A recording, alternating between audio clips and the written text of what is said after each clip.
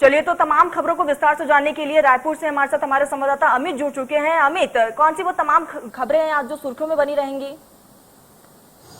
जी बिल्कुल, सबसे पहले तरन्नुम मैं बताना चाहूंगा कि मुख्यमंत्री के कार्यक्रम को लेकर जिस तरीके से मुख्यमंत्री आज 11 बजे आईटीएम और टाटा ट्रस्ट द्वारा स्थापित नया रायपुर में जो एक टाटा ट्रस्ट की बैडमिंटन अकादमी है जो अंतर्राष्ट्रीय स्तर की होगी, और उसी का उद्घाटन वो वर्चुअली तरीके से मुख्यमंत्री निवास से 11 बजे करेंगे। और इसके बाद मुख्यमंत्री सीधे 1:30 बजे के लगभग पुलिस ग्राउंड से हेलीकॉप्टर के माध्यम से दुर्ग जिले के ग्राम उतई में जाएंगे, जहां वो जो एक स्मृति सम्मान समारोह है, एक समाज रत्न है अरुण साव जी, तो उनके कार्यक्रम में शामिल होंगे, सम्मान समारोह में शामिल होंगे, और उसके बाद एक सामुदायिक भवन का लोकार्पण भी करेंगे, और इसके बाद वह 3 बजे के लगभग वापस रायपुर लौट आएंगे। तो ये मुख्यमंत्री के कार्यक्रम है। साथ ही हम यहाँ पर बात करें इसके अतिरिक्त, तो आज कांग्रेस जिस तरीके से भाजपा मुखर होकर आंदोलन कर रही है, तो कांग्रेस का जो युवा विंग है, यूथ कांग्रेस आज यहाँ पर एक प्रेस कॉन्फ्रेंस लेकर केंद्र की महंगाई को लेकर हल्ला बोलेगी। तो इस तरीके से कि जो इसके लिए दिल्ली से राष्ट्रीय प्रवक्ता आ रहे हैं, इसमें सुबोध हरिद्वाल हैं और साथ ही शुक्ला जी हैं, इस तरीके से कई पदाधिकारी दिल्ली से आ रहे हैं। साथ ही यहाँ पर हम बात करेंगे तो ये जो प्रदेश अध्यक्ष है कोको पाड़ी युवक कांग्रेस के, वह प्रेस कॉन्फ्रेंस को संबोधित करेंगे और केंद्र सरकार की नीतियों के खिलाफ, जन विरोधी नीतियों के खिलाफ हल्ला बोलने की रणनीति का खुलासा करेंगे। जी तरह जी अमित, ऐसे में 21वीं सदी का सेवाग्राम के लिए सीएम भूपेश बघेल ने तमाम निर्देश दे दिए हैं, इसको लेकर क्या कुछ अपडेट?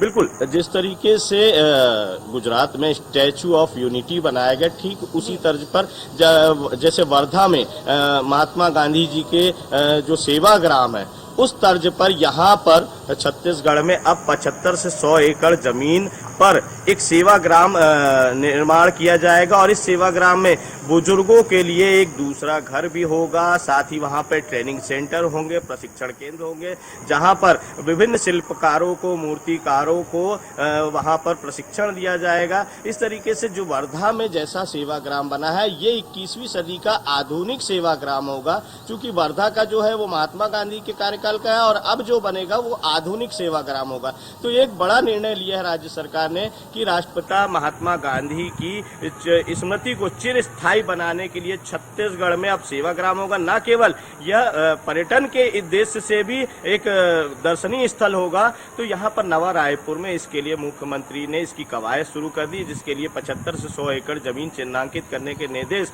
और प्रस्ताव बनाने को कह दिया है। इस पे करोड़ों की लागत से यह बनाया जाएगा। जी अमित, आज CM Bhupesh Baghel badminton academy का भी लोकार्पण और शिलान्यास करेंगे, ऐसे में खिलाड़ियों के लिए ये बेहद अच्छी खबर है। बैडमिंटन को लेकर अब लोगों में जिस तरीके से यहाँ पे सानिया के बैडमिंटन खेल को लेकर अब लड़कियों में, विशेषकर लड़कियों में इस खेल के प्रति जागरूकता बढ़ रही है, तो अब छत्तीसगढ़ में भी बैडमिंटन एकेडमी जो चल रही है, वहाँ पर काफी बड़ी संख्या में बच्चे आ रहे हैं। तो ऐसे में बैडमिंटन एकेडमी का एक उद्घाटन करना और यहाँ पे स्थापित होना, जो अंतर्राष्ट्रीय स्तर की और टाटा ट्रस्ट द्वारा स्थापित की जा रही है, तो निसंदेह इससे एक प्रतिभाएं निकल कर आएंगी और प्रदेश का नाम रोशन करेंगी। जी अमित, और ऐसे में अगर हम बात करें धर्मांतरण की, तो लगातार ये पूरा मामला तूल पकड़ता जा रहा है, और ऐसे में 15 सितंबर यानी कि कल बीजेपी तमाम थानों का घेराव करेगी, इसको लेकर क्या कुछ अपडेट आपके पास? बिल्कुल, जिस तरीके से बीजेपी ने विधानसभा चुनाव के 2 वर्ष पूर्व ही धर्मांतरण को एक बड़ा मुद्दा बनाने की एक रोडमैप तैयार कर लिया है, और उसके तहत वह आए दिन यहाँ पर धर्मांतरण को लेकर, उसकी घटनाओं को लेकर और उसमें राज्य सरकार की नाकामियों को लेकर अब जोरदार प्रदर्शन करती जा रही है। तो ऐसे में अब कल 15 सितंबर को भी एक बड़ा आयोजन भाजपा की तरफ से रखा गया है, जिसमें प्रदेश भर के थानों का घेराव किया जाएगा। क्योंकि बताना चाहूंगा कि जिस तरीके से बस्तर और सरगुजा संभाग में धर्मांतरण के मामले होते हैं, और कई मामले थानों में पहुंचने के बाद वहां पर एफआईआर दर्ज नहीं हो रही है, अमूमन यही स्थिति सभी थानों की है। साथ ही अभी हाल ही में यहाँ पर पुरानी बस्ती, जो राजधानी रायपुर का पुरानी बस्ती थाना है, वहां पर भी भारी हंगामा हुआ था। था। एक पादरी की पिटाई कथित हिंदू संगठनों ने की थी, जिसमें शिकायत करने वाले के खिलाफ ही यहाँ पर केस दर्ज कर लिया गया था। तो इसको लेकर भाजपा एकदम विरोध में उतर आई थी और भाजपा ने मांग की है कि राज्य सरकार धर्मांतरण को बढ़ावा दे रही है, इसलिए इसको लेकर वह एक बड़ा मुद्दा तैयार कर रही है ताकि आने वाले विधानसभा चुनाव में धर्मांतरण एक बहुत बड़े मुद्दे के रूप में उभर सकता है। जी तरफ जी अमित, और ऐसे में बीजेपी 17 सितंबर से 7 अक्टूबर तक सेवा कार्यक्रम का भी आयोजन करने जा रही है। जी बिल्कुल, जिस तरीके से प्रधानमंत्री नरेंद्र मोदी जी का जन्म दिवस है 7 अक्टूबर को, तो ऐसी परिस्थिति में 17 सितंबर से चूंकि नरेंद्र मोदी का मुख्यमंत्री और प्रधानमंत्री के रूप में 20 वर्ष का कार्यकाल संपन्न हो रहा है, तो ऐसे में इस बार 20 दिनों का कार्यक्रम तय किया गया है बीजेपी द्वारा और भाजपा इस बार सेवा समर्पण दिवस के रूप में मनाने जा रही है और सेवा के रूप में इसको देखा जाएगा। 20 दिनों तक छत्तीसगढ़ के विभिन्न ब्लॉकों में, विभिन्न जिलों में सेवा समर्पण कार्यक्रम चलते रहेंगे, जिसमें ब्लड डोनेशन कैंप से लेके बुजुर्ग जो वो है आवास, वहां पर सेवा की जाएगी। इस तरीके से सेवा प्रकल्प के माध्यम से प्रधानमंत्री नरेंद्र मोदी का जन्म दिवस समर्पण दिवस के रूप में मनाया जाएगा। ठीक अमित, लगातार आप हमारे साथ बने रहिए। सीधा भोपाल का रुख कर लेते हैं, ब्रिजेश भी हमारे साथ लगातार जुड़ चुके हैं। भोपाल ब्रिजेश, कौन सी वो तमाम खबरें हैं प्रदेश की जो आज सुर्खियों में बनी रहेगी?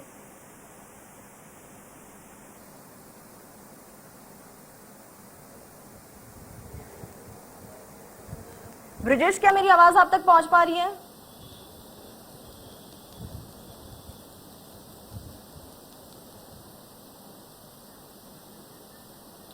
तकनीकी खामी की वजह से हम ब्रिजेश से संपर्क नहीं कर पा रहे हैं। फिर से जुड़ने की कोशिश करेंगे। सीधा रुख कर लेते हैं अमित का। रायपुर से हमारे साथ अमित लगातार बने हुए। अमित, लगातार प्रदेश में कोरोना के मामलों में गिरावट दर्ज की जा रही है और कहीं ना कहीं प्रदेश सरकार यहां पर सफल हुई है कोरोना वैक्सीन को लेकर लोगों में जागरूकता फैलाने के लिए।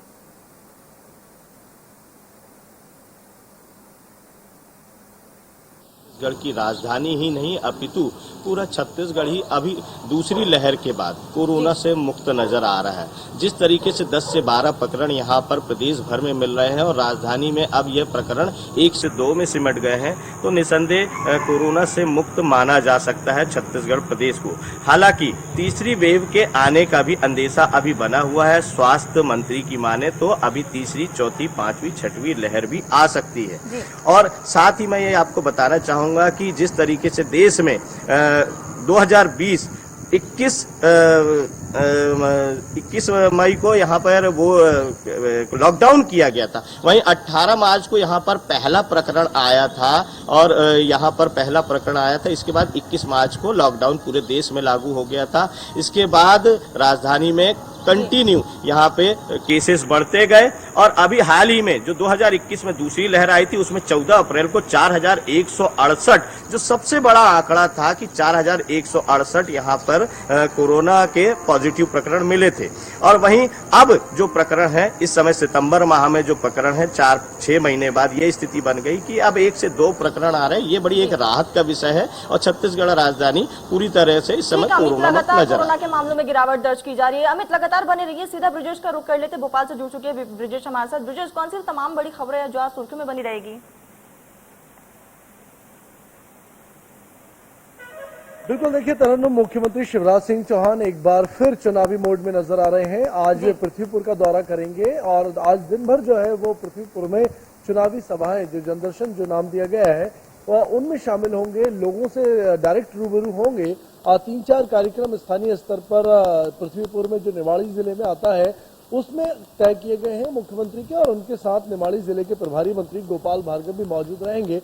तमाम स्थानीय नेता, विधायक जो है वो मौजूद मुख्यमंत्री के साथ रहेंगे।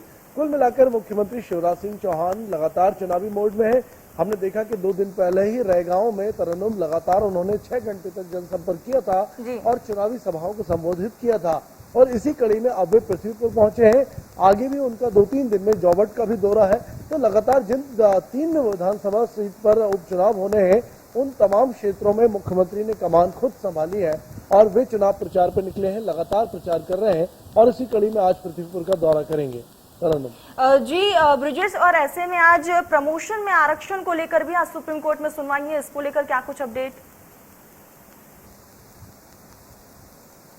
बिल्कुल, देखिए प्रमोशन में आरक्षण को लेकर दो अपडेट हैं तरन्नुम। पहला तो आज सुप्रीम कोर्ट में मध्य प्रदेश सरकार ने जो रिव्यू याचिका लगाई थी उसमें आज सुनवाई होनी है। जल्दी ही इस पूरे मामले में फैसला आ सकता है। सरकार चाहती है कि प्रमोशन में भी आरक्षण मिले।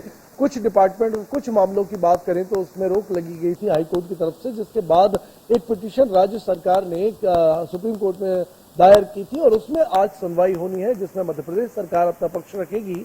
और इसके बाद दूसरा अपडेट मैं आपको बताऊं तो एक 5 मंत्रियों की मंत्री समूह का गठन मुख्यमंत्री शिवराज सिंह चौहान ने कल देर रात को किया है और वो मंत्री समूह का जो गठन किया गया है वो समिति निर्णय लेगी कि प्रमोशन में आरक्षण पर अपने सुझाव सरकार को देगी और निर्णय लेगी कि कितना प्रमोशन किस कैटेगरी में प्रमोशन जो है आरक्षण जो है वो प्रमोशन में दिया जाए।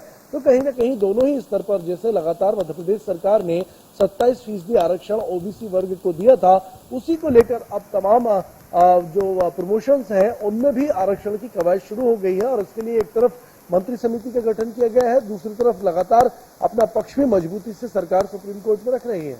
जी ब्रिजेश, लगातार चुनाव भी करीब है और ऐसे में लगातार तमाम पार्टियां एक्शन मोड में है और इसी कड़ी में सीएम शिवराज सिंह चौहान भी एक्शन मोड में हैं और आज वो पृथ्वीपुर का दौरा करने जा रहे हैं और यहां पर वो जनसभा को भी संबोधित करेंगे। तो क्या यहां पर एक बार फिर से ग्राउंड लेवल पर जाकर जनता से जुड़ने की कोशिश?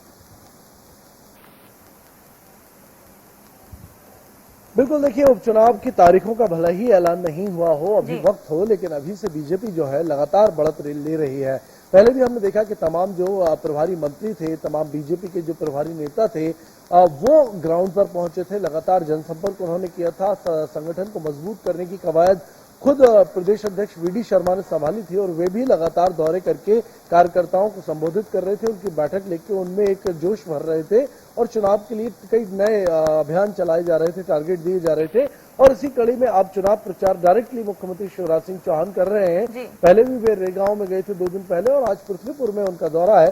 जो तमाम योजनाओं के हितग्राही हैं उनसे डायरेक्ट संवाद मुख्यमंत्री इस दौरान करेंगे, जनदर्शन करेंगे, तमाम सभाओं को संबोधित करेंगे और जैसा हमने देखा था कि रेगांव में भी एक अलग अंदाज मुख्यमंत्री शिवराज सिंह चौहान का सामने आया था। डायरेक्ट सभा में से लोगों से उन्होंने सीधा संवाद किया था, सवाल पूछे थे, उनकी समस्याएं सुनी थी और तत्काल निराकरण करने के जो तमाम अमला मौजूद था प्रशासनिक, उसको निर्देश दिए थे और यही कुछ आज पृथ्वीपुर में भी होने वाला है। जो सीएम का पूरा शेड्यूल है वो इसी को ध्यान में रख के तय किया गया है कि जनता से ज्यादा जुड़ाव हो और बीजेपी और सरकार की छवि जो है वो जनता के बीच में पॉजिटिवली जाए। जी ब्रिजेश, अगर इसी के साथ हम बात करें कि लगातार कोरोना के मामलों में भी इजाफा देखने को मिल रहा है और इसके साथ ही डेंगू का भी प्रकोप देखने को मिल रहा है और इसको लेकर भी सरकार बिल्कुल अलर्ट मोड पर है। लगातार CM Shivraj Singh Chouhan crisis management के साथ बैठक कर रहे हैं और तमाम दिशा निर्देश दिए जा रहे हैं। देखिए, कल ही तमाम क्राइसिस कमेटियों के साथ मुख्यमंत्री शिवराज सिंह चौहान ने संवाद किया था, उनको संबोधित किया था। मध्य प्रदेश सरकार चाहती है कि 30 सितंबर तक प्रदेश की जो 100% आबादी है उसको पहला डोज कम से कम लग जाए और इसीलिए अब जो है 17 सितंबर को एक बड़ा अभियान, वैक्सीनेशन का महाअभियान मध्य प्रदेश में चलाया जा रहा है, जो 17 सितंबर को शुरू होगा, आगे भी अभियान चलता रहेगा। तो कहीं ना कहीं लगातार अब जो प्रदेश की कह सकते हैं कि 25-30% आबादी जो बची है, जिसको पहला डोज नहीं लगा है, उसको टारगेट रख के कोरोना से बचाव के ध्यान में उनको अब ढूंढ कर उनके घर जाकर और तमाम तरीकों से उनको सेंटर्स पर बुलाकर जो है वो प्रशासनिक अमला मौजूद है, जुटा हुआ है और ये टारगेट रखे गए हैं कि 30 सितंबर तक ये पूरा डोज जो है, पहला डोज पूरी आबादी को लगाया जाए। अगर डेंगू की हम बात करें तो डेंगू के मामलों में भी लगातार बढ़ोतरी हुई है। इसको लेकर कल ही जो चिकित्सा शिक्षा मंत्री है विश्वास सारंग, उन्होंने कहा है कि विशेष अभियान एक चलाया जा रहा है और इसके तहत जहां जहां गंदगी पाई जाएगी उस गंदगी को साफ कराया जाएगा और कार्रवाई भी की जाएगी। जनता पर भी जुर्माना लगाया जाएगा अगर वो इस तरह की जागरूकता नहीं अपनाते हैं और प्रशासनिक अधिकारी जो उस वार्ड का प्रभारी है, नगर निगम का या नगर पालिका का, उस पर भी कार्रवाई की जाएगी अगर कहीं डेंगू का लार्वा पाया जाता है। तो कहीं ना कहीं दोनों ही बीमारियों को लेकर, मौसम जनित बीमारी और कोरोना, इनको लेकर सरकार अब देरी से ही सही लेकिन सजग नजर आ रही है। बिल्कुल ब्रिजेश, लगातार कोरोना को और डेंगू को मद्देनजर रखते हुए विशेष अभियान भी चलाया जा रहा है। ब्रिजेश और अमित, तमाम जानकारी हम तक पहुंचाने के लिए, हमारे साथ जुड़ने के लिए आप दोनों का बहुत बहुत शुक्रिया। मध्य प्रदेश छत्तीसगढ़ की हर खबर सीधे आपके मोबाइल फोन पर, सोशल मीडिया के हर प्लेटफॉर्म पर है। इंडिया न्यूज मध्य प्रदेश छत्तीसगढ़, अभी सब्सक्राइब करें हमारा चैनल और पाएं मध्य प्रदेश छत्तीसगढ़ की पल पल की खबर।